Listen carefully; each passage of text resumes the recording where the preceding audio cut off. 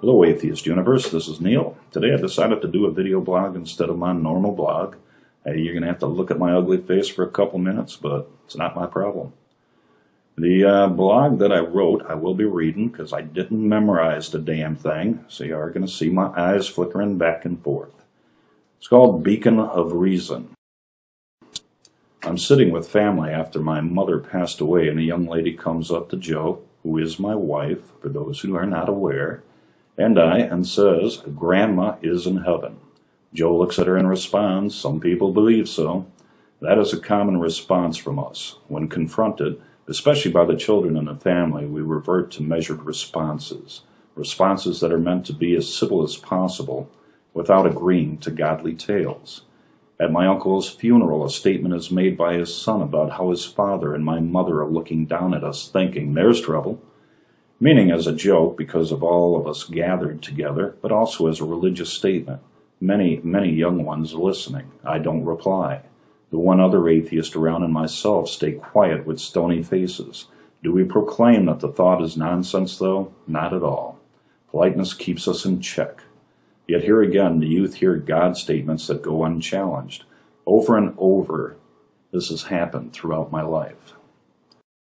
Lately, I listened to a video by a lady who talked about a similar point. Also, Marianne started a discussion here on Atheist Universe that I'll put a pointer to that is closely related.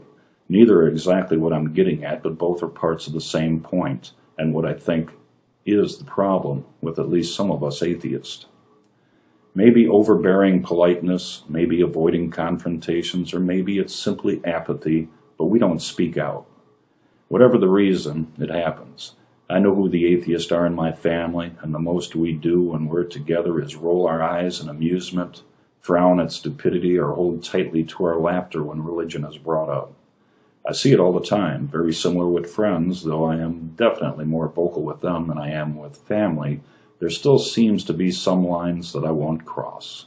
I'm not going to aggravate those who are praying for someone who is ill or dying, even though I know it's foolishness. Some would think, including myself, that there is no harm in hoping for the best with or without divine intervention. Now I'm not too sure. The inhibitions we have, I would think, are mostly societal. Religion has a death grip on Americans. The false respect we show those who practice magic is a reflex.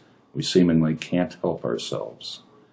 Even I am a part-time hypocrite. I have filters on my Facebook account so that some never see what I think. I didn't want the arguments with parents when their children start asking questions about my thoughts.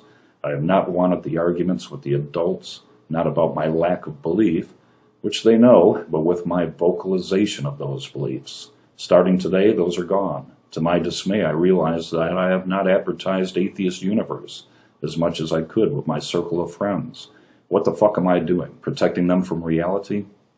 I've decided that this is a year that I will speak up in family gatherings. I will voice my thoughts on the world and what we know about life. I will not allow the theists to be those who have the last word. I will plant that seed of doubt in every young and possibly older mind that will listen.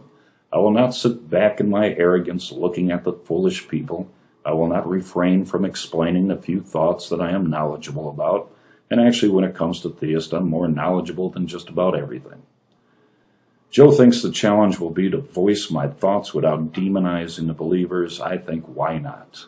Joe is concerned that I may offend folks, but have they not been offending me? Damn straight they have. I will be a role model, a beacon of reason. It's time to connect a face with atheism, even if it's this ugly one.